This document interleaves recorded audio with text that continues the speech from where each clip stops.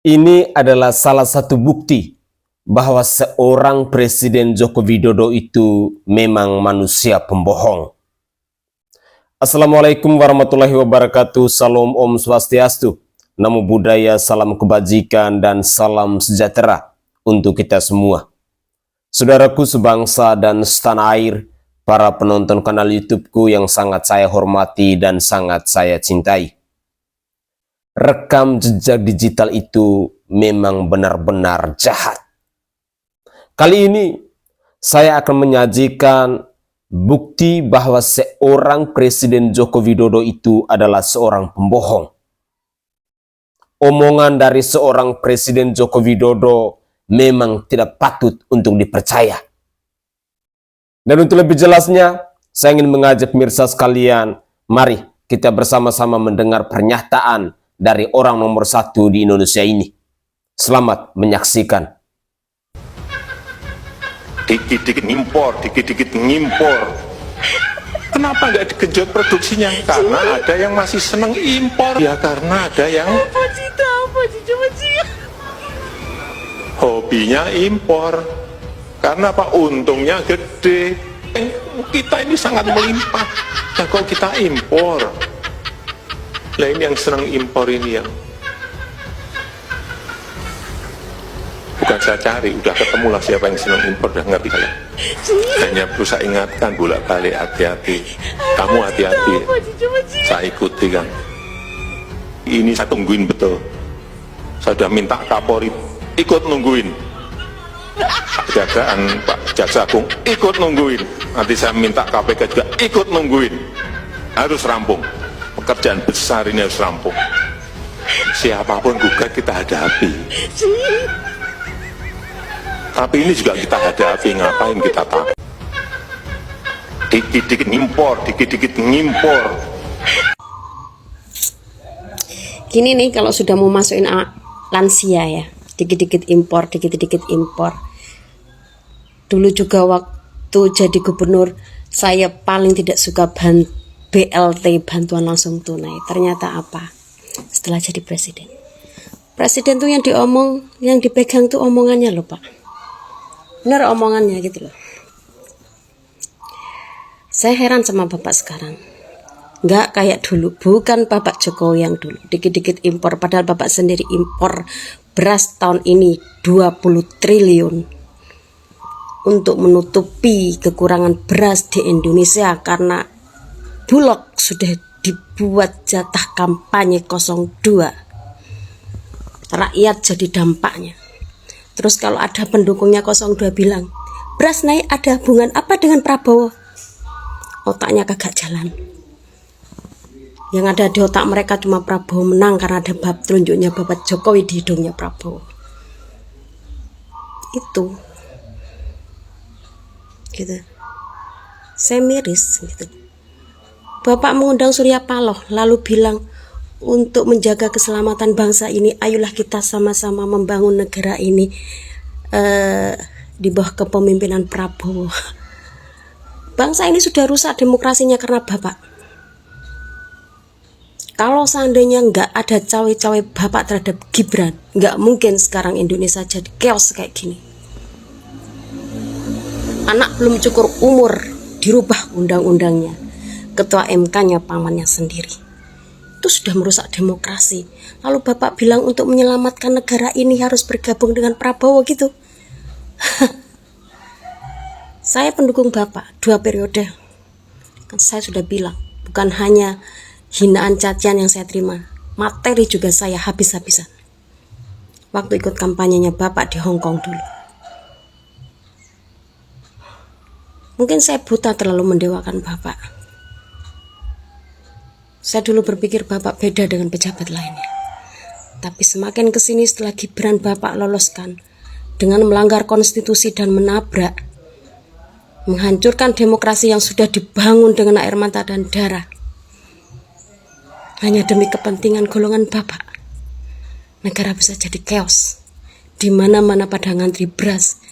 Dan pendukung Bapak hanya bilang, ada hubungan apa dengan Prabowo? Emang gak ada secara langsung. Karena yang bagi-bagi bansos itu Bapak. 400 lebih 400 triliun lebih hanya untuk kampanye Prabowo Gibran memakai APBN negara. Pendukung Bapak mana tahu kayak gitu. Yang penting Prabowo menang. Terus lah bilang Prabowo di hati. Hah, bullshit.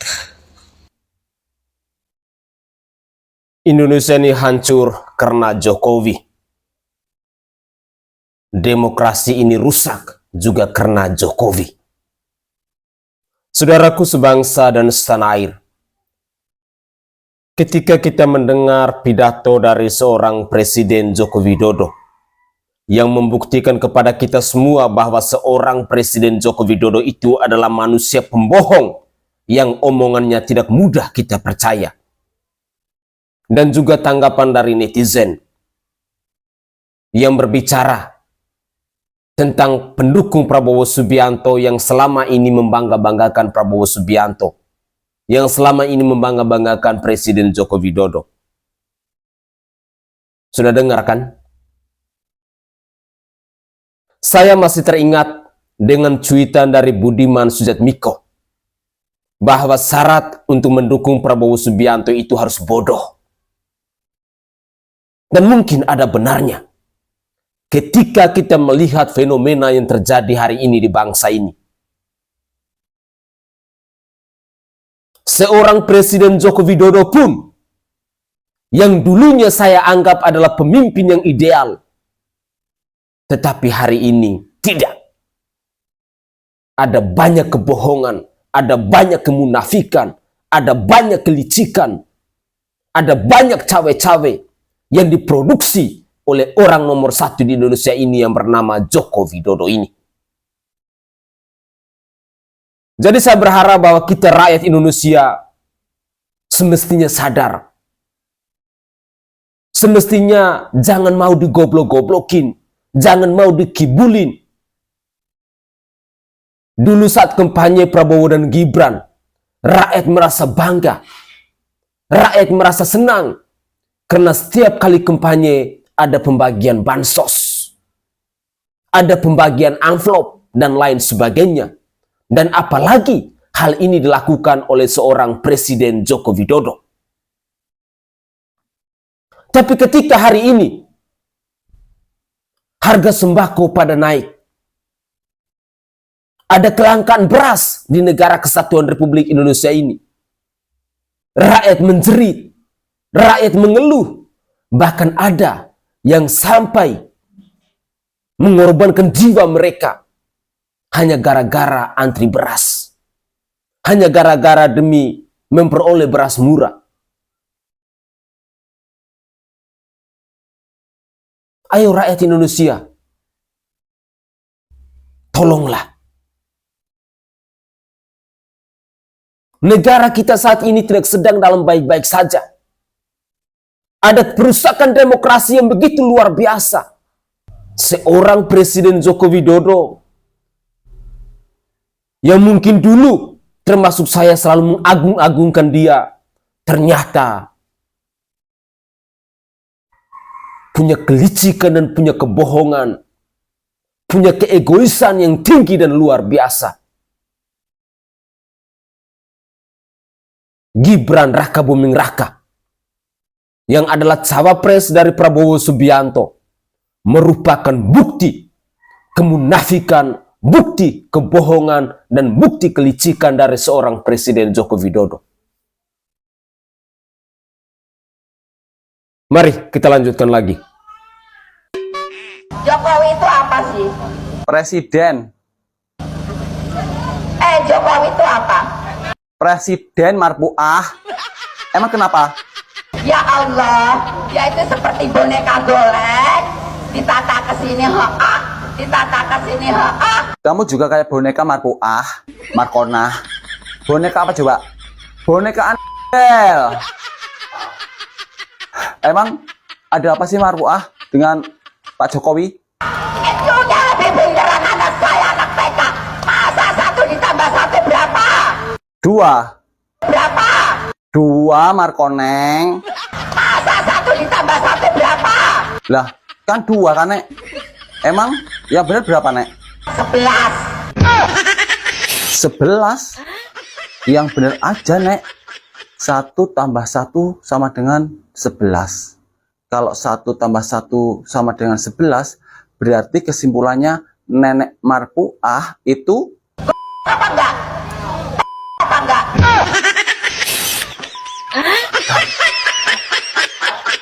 gawat nih.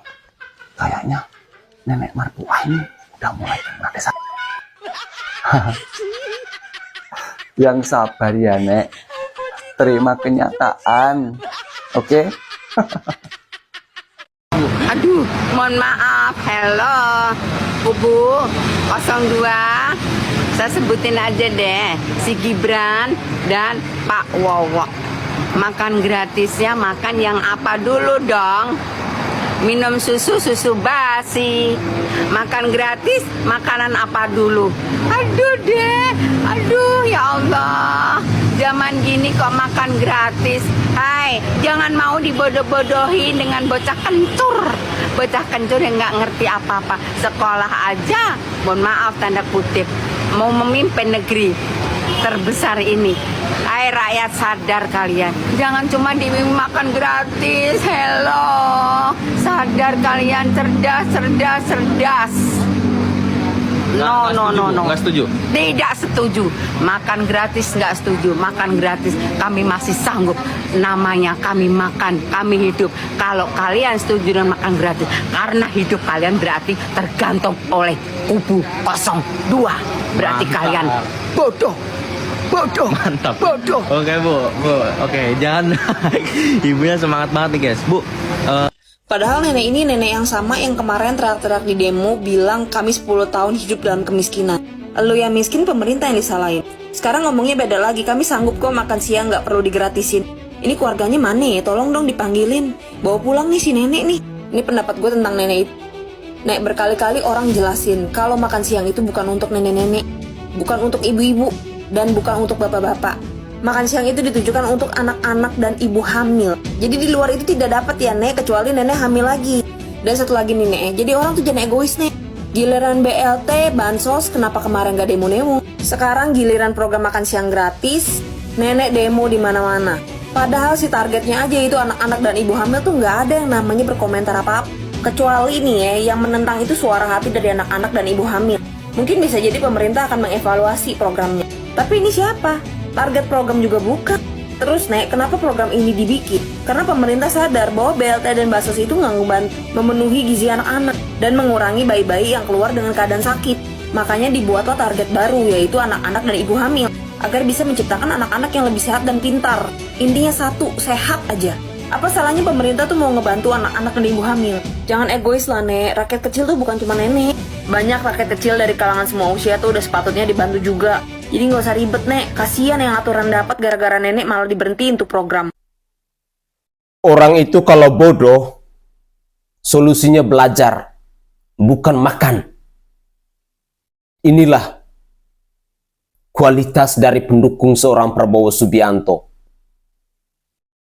Niatnya mau membela sih oke. Argumentasinya salah. Sekali lagi, kalau Anda lapar baru solusinya makan. Tapi kalau Anda bodoh, solusinya itu belajar, bukan makan. Orang bodoh kalau hanya makan, dan makan, tidak pernah belajar, dia tidak akan pintar. Tapi kalau orang bodoh, dia maunya belajar, maka dia akan pintar. Gunakan logika akal sehat. Jangan goblok melulu. Mari kita lanjutkan lagi. Akhir-akhir ini kita disuguhin teman-teman oleh video seorang emak-emak cantik yang menyuarakan pendapatnya terhadap KPU dan Presiden Jokowi. Tapi sebagian masyarakat menilai ini termasuk unsur penghinaan katanya. Jokowi itu apa sih?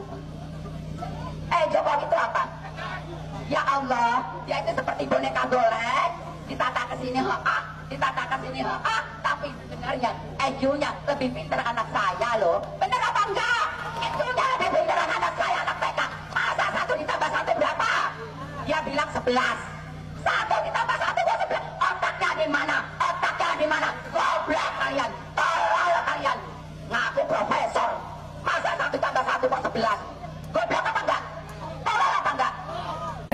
Ya intinya sih kalau yang gue tangkep, sosok kayak gini kalau dibawa ke jalur hukum nggak akan bisa. Kenapa? Ya jelas pemerintah nggak akan mau, karena nanti muncullah halah pemerintah zolim, anti kritik, demokrasi dibungkam, dan lain halnya.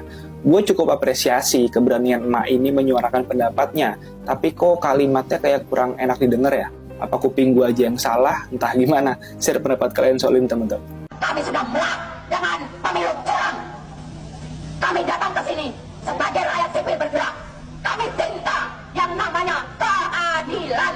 Kami cinta namanya perubahan. Kami muak dibohongi, dicurangi. Dengan siapa? Tanyakan sendiri dengan hati kalian. Pengen perubahan, tapi kalau diajak bergerak untuk menegakkan keadilan di kantor KPU itu curang. Saya tanya kepada KPU, 10 ditambah 4 berapa? 10 ditambah 4 berapa? Dia jawab 140 katanya. Goblok gak? Goblok apa enggak? Tolol apa goblok? Kamu gak insinyur? Jokowi itu apa sih? Jokowi itu apa? Ya Allah, dia itu seperti boneka golek, ditata ke sini ditata ke sini Teruntuk Ibu Tarwiyah, Bu, Ibu sadar nggak sih apa yang Ibu katakan kepada masyarakat tentang seorang presiden yang telah membanggakan atau mengharumkan negara kita Indonesia? Ibu membandingkan seorang Bapak Jokowi yang membangun Indonesia sebegitu pesatnya saat hari ini dengan anak Ibu yang masih TK. Sebagai orang tua harusnya Ibu bisa lebih bijak dalam menanggapi permasalahan seperti ini.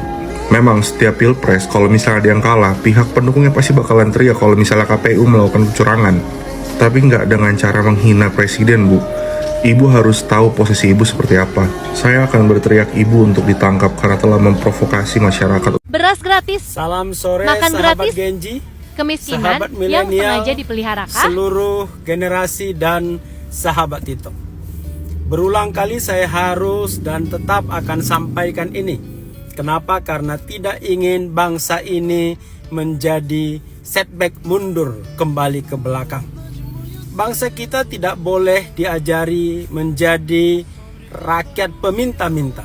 Walaupun ada orang miskin, ada orang-orang yang perlu ditolong, maka kita harus segera memikirkan bagaimana membantu dan membebaskan mereka dari kemiskinannya secara tersistem.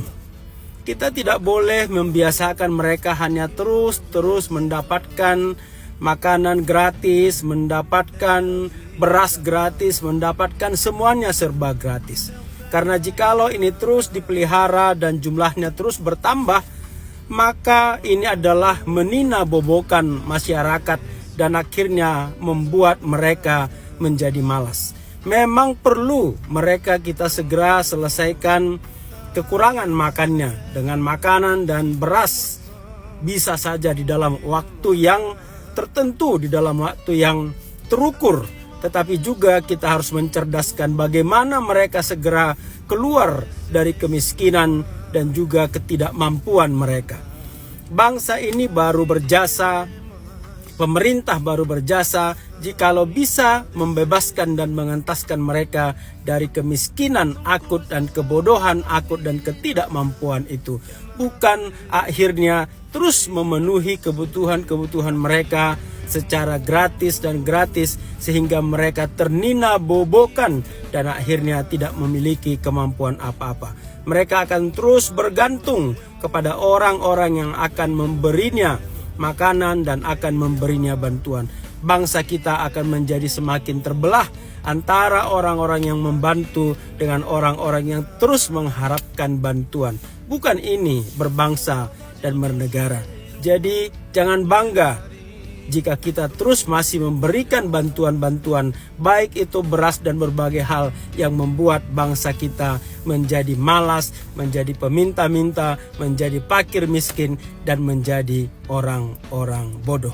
Kita harus segera selesaikan, dan itulah yang menjadi tanggung jawab pemerintah, mengentaskan bangsa ini dari ketergantungan dan lepas dari menjadi bangsa peminta-minta. Salam Indonesia.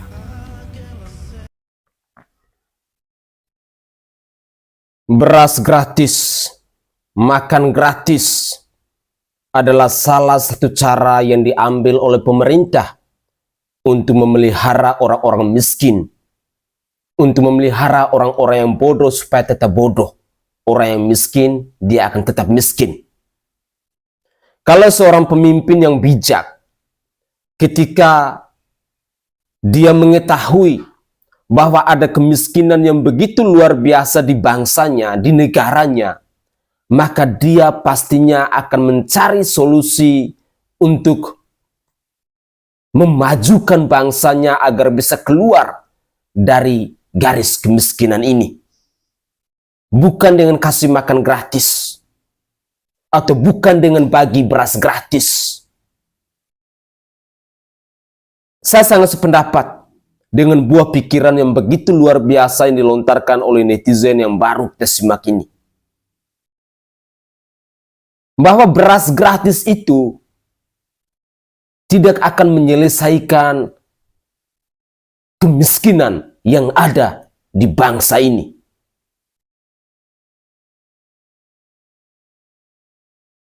Mari, coba kita pikirkan bersama-sama.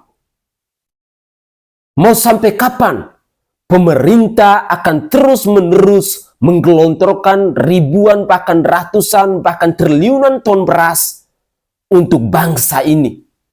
Seolah-olah bahwa bangsa ini tidak bisa keluar dari zona kemiskinan yang dari dulu sampai sekarang terus dan terus, bahkan malah bertambah. Kalau seorang pemimpin itu bijak, kalau seorang pemimpin itu cerdas, untuk menyelesaikan persoalan kemiskinan ini, pastinya dia akan menyiapkan lapangan pekerjaan, dia akan membuka industri-industri, dia akan membuka pabrik-pabrik, sehingga lapangan pekerjaan itu semakin banyak dan orang-orang yang miskin bisa keluar dari garis kemiskinan itu. Karena sudah disiapkan lapangan pekerjaan. Bukan dengan terus-menerus menggelontorkan beras gratis. Bukan dengan terus-menerus memanjakan rakyatnya. Ketika hal ini dilakukan, maka rakyat yang miskin selamanya dia akan tetap miskin. Karena hidupnya akan bergantung kepada beras gratis itu. Mari gunakan logika akal sehat kita. Dan kepada kita-kita yang selama ini selalu mengharapkan bantuan dari pemerintah, khususnya beras gratis itu, tolonglah. Kalian itu punya harga diri. Tahu malu. Jangan dikit-dikit mengharapkan dari pemerintah. Di sisi lain, pembagian beras gratis ini dijadikan sebagai lahan korupsi. Dijadikan sebagai ladang bisnis oleh oknum-oknum atau oleh penguasa di bangsa ini. Jadi kita yang rakyat, mari gunakan logika akal sehat kita. Anda jangan bangga ketika Anda diberikan beras gratis oleh pemerintah. Tetapi semestinya Anda malu. Karena ketika Anda tiap kali dan sering kali dibagikan beras gratis dari pemerintah, maka Anda sebenarnya tidak punya harga diri. Karena kemiskinan Anda, kebodohan Anda terus dipelihara oleh pemerintah. Mari kita lanjutkan lagi. Musibah itu terjadi saat orang tua korban tengah mengantri beras bantuan di balai desa. Astagfirullahaladzim. Cuma gara-gara ngantri beras, anaknya jadi korban. Aduh. Kalau yang begini disalin siapa ya? Hah? Gua heran. Aduh. Tolong Pak, lihat Pak, rakyat Pak. Jangan mikirin golongan doang Pak. Ini ada rakyat Bapak nih gara-gara ngantri beras loh Pak. Anaknya jadi korban Pak. Tolong dipikirin Pak. Ini lagi yang kemarin oke gas. Lu punya perasaan kagak sih?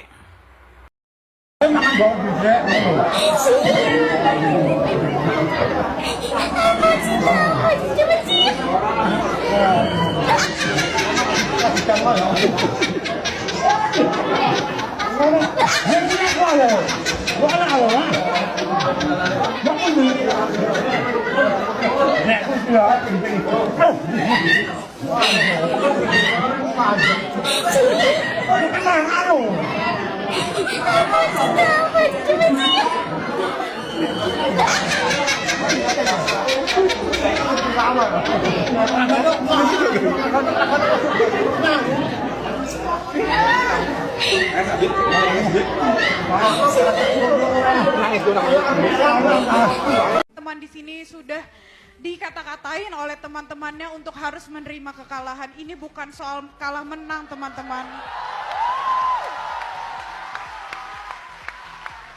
Jangan ragukan kita untuk sportivitas, tapi jangan juga remehkan kita untuk melawan kecurangan.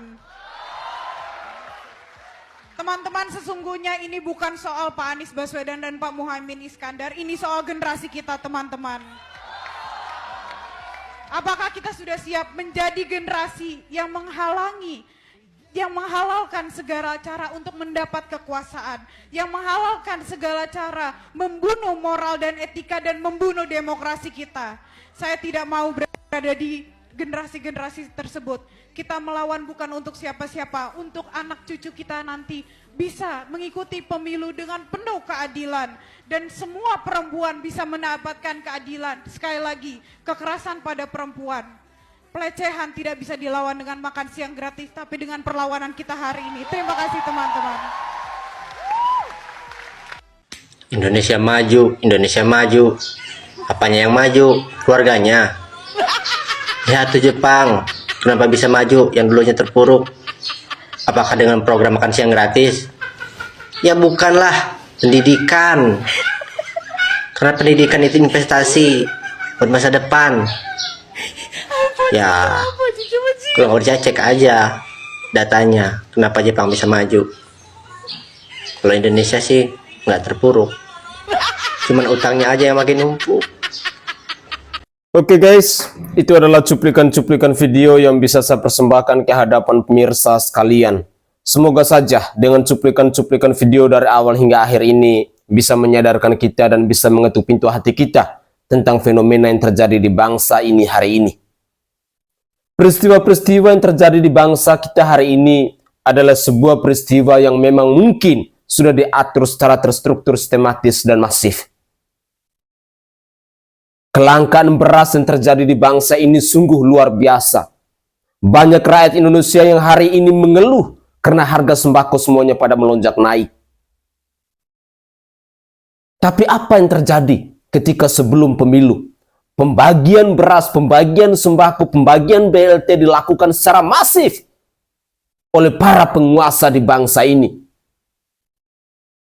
Ternyata itu semua adalah sandiwara yang pada akhirnya yang susah adalah rakyat Indonesia.